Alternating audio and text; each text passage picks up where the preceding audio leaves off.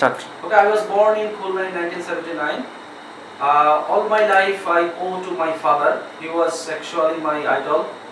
He was like an institution, and he wanted us to do something great in our life. So from my very early age, I started my primary education in Khulna, but I had a target to become fast actually, and he used to appreciate it very much.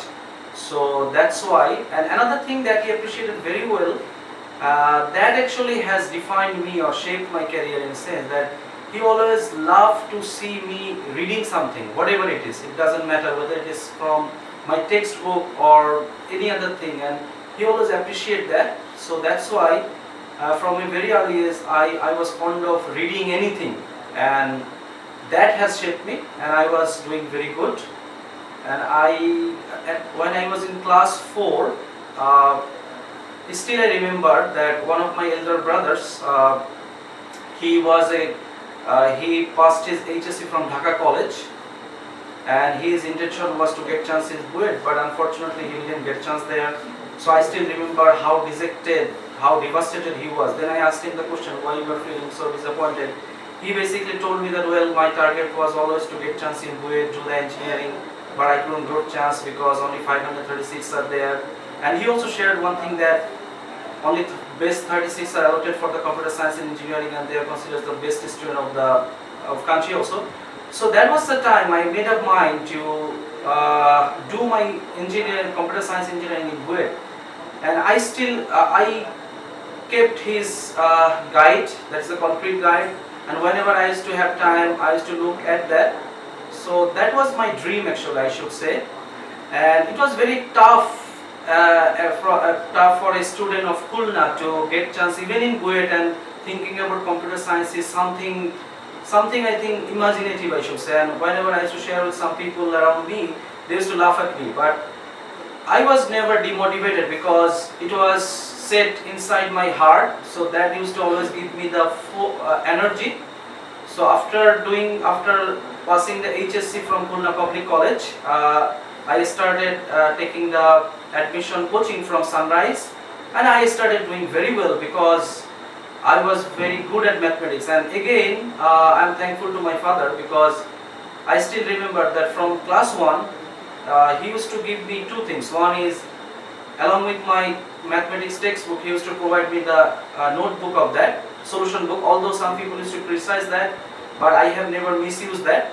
I used to actually solve all the problem by myself first, and then if I feel that I cannot solve it, then I used to look at the solution. So by developing these things, two things happened to me. First thing is that I started loving doing mathematics, and second thing is that I knew that like one kind of self-dependency, it was there. It was kind of self-tutoring because I didn't need any kind of faculty member, because I was enough to solve the problem myself looking at the solution. So because of this confidence level, I did very well in the admission test of BUET. I become 50th in the admission test.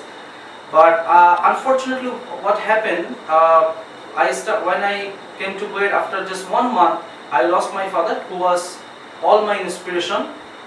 And I still remember that after his death, 2-3 months, I even now could not remember actually what I used to do in these 2-3 months. And that was a great loss for my life, and I lost all of my motivation, and I was thinking that how I can get out of this. But you know that I was studying the computer science of BUET, where most of my fellow mates were, I think there are at least 2-3 were, they stood first in their respective board, and I think more than 30 students of my class, they were in the merit list. So it was very tough, competitive environment. Everybody is studying all the time, and I am doing nothing.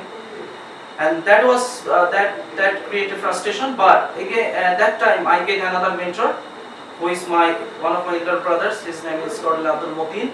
He used to always give me some kind of consolation. He used to focus that how you can still manage your life, and your life is not only about doing well in the studies, it is something else. You have to be a great person, no matter it is coming from your studies. So he has also shaped a lot to my life. And At that point of time, I was not getting interest in computer science engineering, but I felt that okay, I have to complete that. And I was so fortunate in a sense. 2004, I passed from GUET with a moderate result, I should say.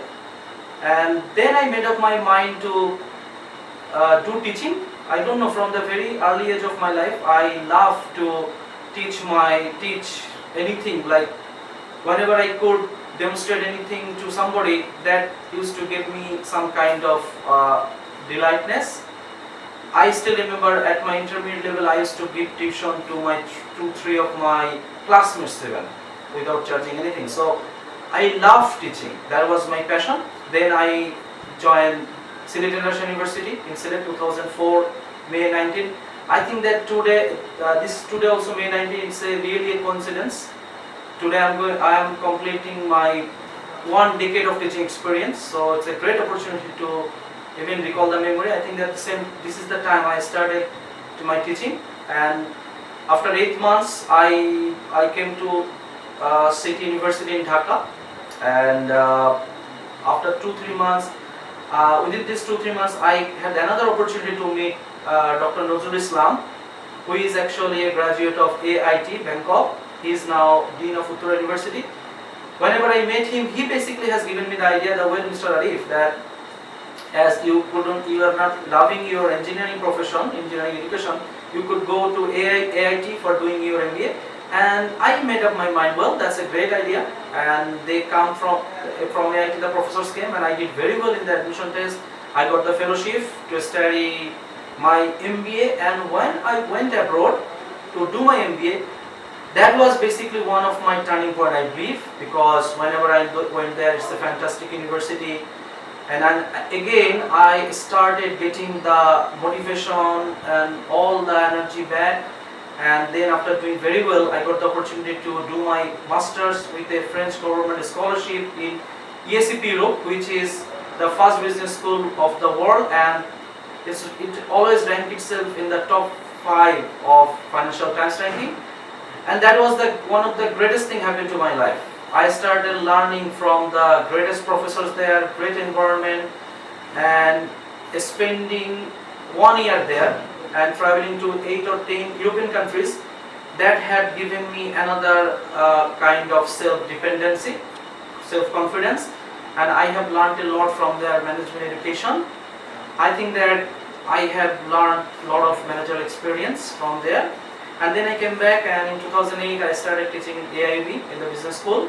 And that time I am not teaching the computer science courses. I used to teach finance courses, and I really started loving my finance courses. And already I have spent more than 8 years in the business school education. And from a very early of my career, I focused on some few principles. One of the thing was, I do teaching because I love it. That was my passion. I never get tired teaching. The second thing was, I was in search for acquiring knowledge, because I believe that a faculty member should always try to update him, and this is the only way you can give the best service to the students. So the second thing was that one. The third thing was the integrity. I never compromised with my career. Like I never put myself in any kind of dishonest activities. And the fourth thing that I have developed, like after coming to Brac University, I got the opportunity to meet Dr. Salahuddin Ahmed sir. He used to share one thing, that a person should have empathy, and I have learned a lot from there, like thinking about others. But in between my career, I believe that the third turning point of my life was meeting 2 persons. One of them is my beloved wife. Like I married him in 2009, February 13, and this lady has changed my life, because she's the kind of person I think I was looking for my whole life, and she has taken the charge of my whole family, and she is like my true friend. She is sometimes like taking care of myself, and so I think that she's everything to me. She's my closest friend. She's my wife, and I can share everything with her. So I never feel the need of consulting with somebody else. Like she's always there. And in 2011 November 2011 August 4, I was blessed with a boy.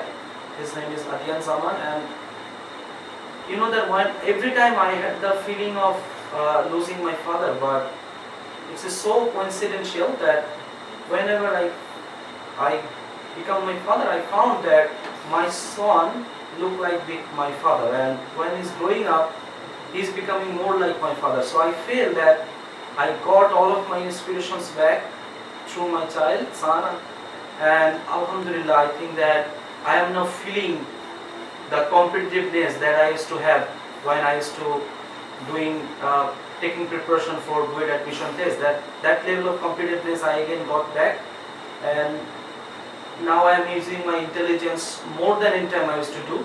I am loving it. I am enjoying my life. So my advice, I think, that to the younger generation is that never give up actually, and work hard, and still you have a chance, but working hard and finding your area where you are loving, plus you have a future there, so put focus on that.